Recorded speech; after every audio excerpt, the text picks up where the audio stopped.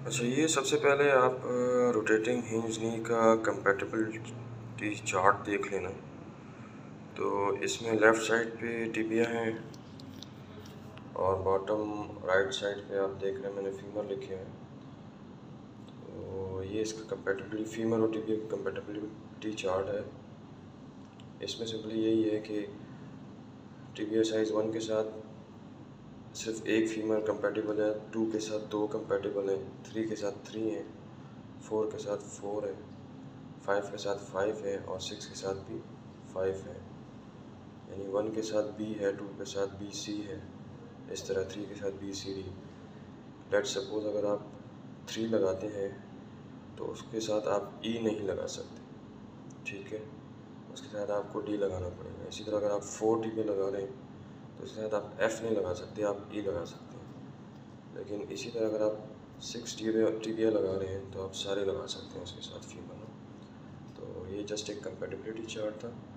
उसके बाद हम इसकी थोड़ी सर्जिकल टेक्निक देख लेते हैं। इसकी इंस्ट्रूमेंटेशन और सीसीसी की इंस्ट्रूमेंटेशन में ज़्यादा डिफरेंस नहीं है रीमिंग के हिसाब से और स्टेम के हिसाब से। जो 2-4 डिफरेंस है वो मैं आपको जस्ट बता देता हूँ।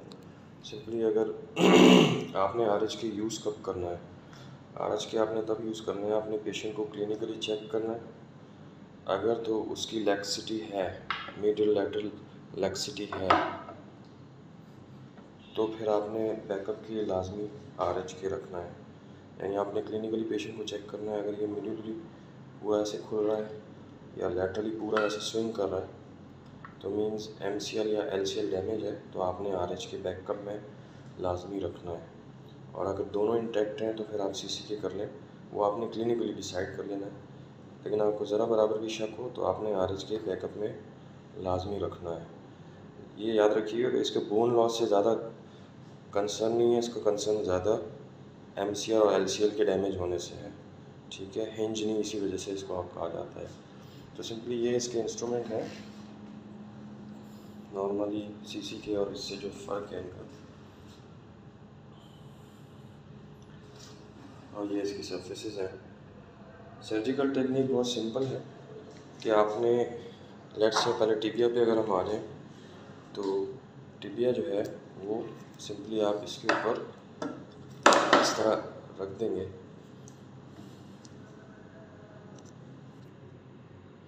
अच्छा, इसकी टिबिया बहुत सिंपल सी है, क्योंकि ये रोटेटिंग हिंज नहीं है तो इसकी आपने डायरेक्शन पे ज़्यादा जो है ना परेशान नहीं होना है। यानी कि अगर मीडियो रोटेशन जो है लग भी जाए तो कोई ऐसा इशू नहीं है इसका ना। तो सिंपली ये है कि आपने इसकी साइजिंग देखनी है। जैसे अभी इस टिबिया पे ये 3 साइज़ आ रहा है, ठीक है।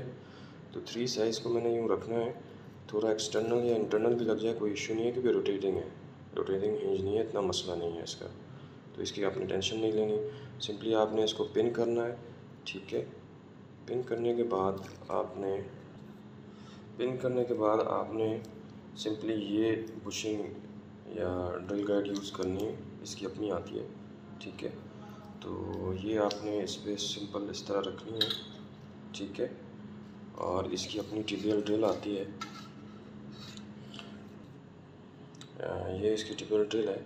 तो ये आपने इसमें ड्रिल करनी है यहाँ तक, ठीक है।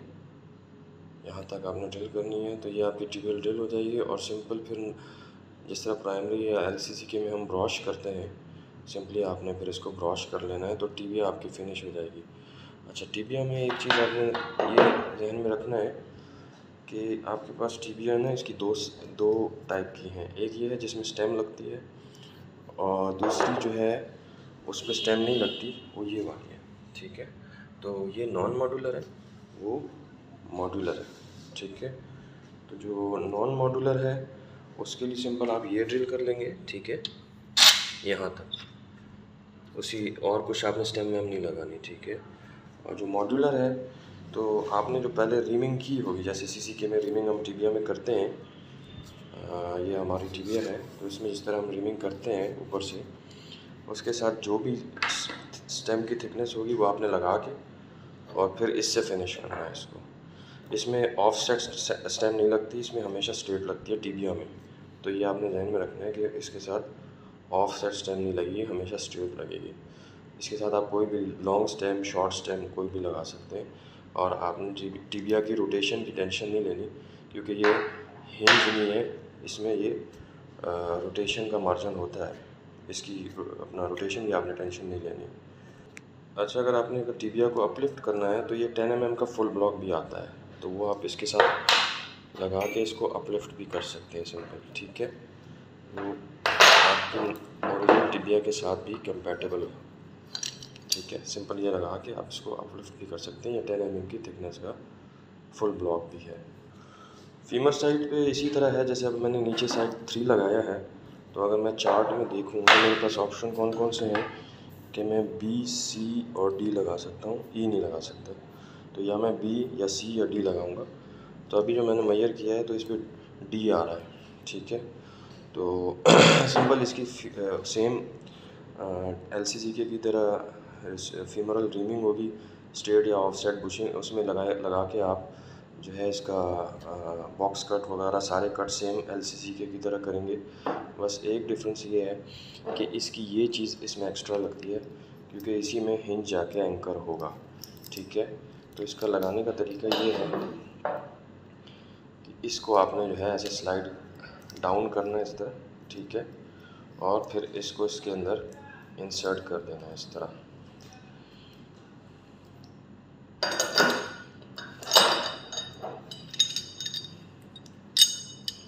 ऐसे करके और फिर यूँ लॉक कर देना है इसको, तो ये लॉक हो गया आपका, ठीक है। तो ये हिंज नहीं है। अच्छा, मैं इसको अब कंप्लीट असेंबल करके आपको दिखाता हूँ कि इसी में आपका हिंज एंकर होगा। अच्छा, ये CCK की फ़ाइनल असेंबली है ना, सॉरी RHK की फ़ाइनल असेंबली है। तो इसमें अगर आप देखें तो ये फीमेल का जो मैंने आपको बताया कि जो हिंज वाला पार्ट है वो ये है, ठीक है। तो ये यहाँ से स्लाइड इन होकर इसमें टाइट हो जाती है।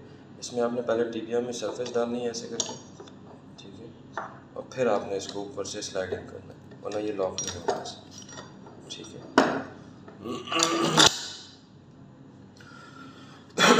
तो सिंपली इस तरह जो ये हिंज नहीं आपका इसमें है, और ये रोटेशन में है, ठीक है। तो मैंने आपको बताया कि आपने टिबिया रोटेशन की टेंशन नहीं लेनी, ठीक है। तो आप इसको रोटेट भी कर सकते हैं। सिंपल आप इसमें जो सरफेस की थिकनेस है वो आपकी स्टार्ट होती है मिनिमम 12 से जाती है आपकी, ठीक है, 23 तक 26 भी है, तो डिपेंड अपॉन द इन्वेंट्री। ज़्यादातर हम लोग 23 तक रखते हैं इसकी थिकनेस।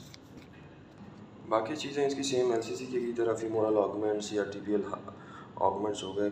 इसके जो ऑगमेंट्स, टिबियल ऑगमेंट्स हैं वो सीमेंट से लगेंगे, ये जहन में रखिएगा, ठीक है, और ऊपर वाले स्क्रू से लगेंगे। इसमें बाकी CCK और इसमें कोई ख़ास डिफरेंस नहीं है, सिर्फ इसी हिंज का है, ठीक है, दोनों में। बाकी सर्जिकल टेक्निक में सिर्फ टिबिया डिफरेंस है, बाकी ऊपर साथ सेम है, यानी इसका बॉक्स कट वगैरह वो सारी चीज़ें सेम CCK की तरह ही है। ये बॉक्स कट वगैरह सेम CCK